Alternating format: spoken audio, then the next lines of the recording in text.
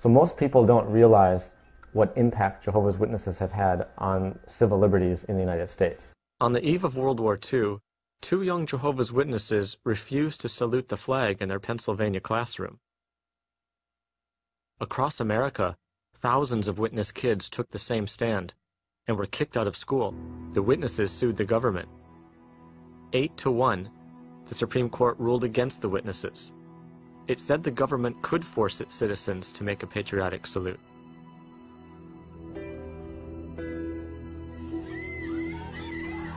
Jehovah's Witnesses continued their refusal. Editorials in 200 newspapers condemned the ruling, noting the irony. Isn't this what America was supposed to be fighting against in Nazi Germany?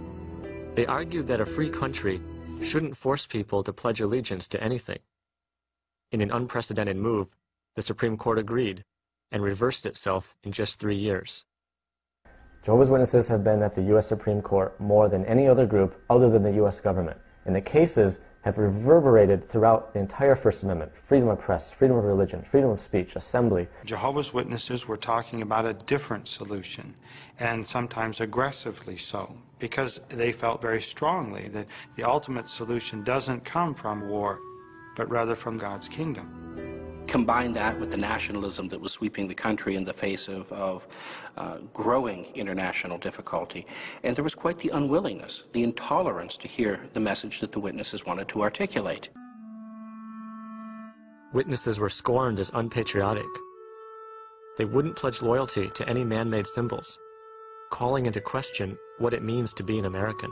Between 1935 and 1958, the Jehovah's Witnesses were in the Supreme Court a remarkable 45 times. And there are periods during First Amendment history when you see a particular group really carrying the banner of free expression. You could say that they don't fight, you could say that they don't vote, but what they have done is litigate. And in a way, they've contributed more to American democracy and the protection of American ideals than a lot of people have with their votes. The right to speak freely on street corners and door to door, to publish an unconventional message without getting arrested, the right to be a conscientious objector of war, and the right of all patients seeking medical treatment to control what's done to their bodies.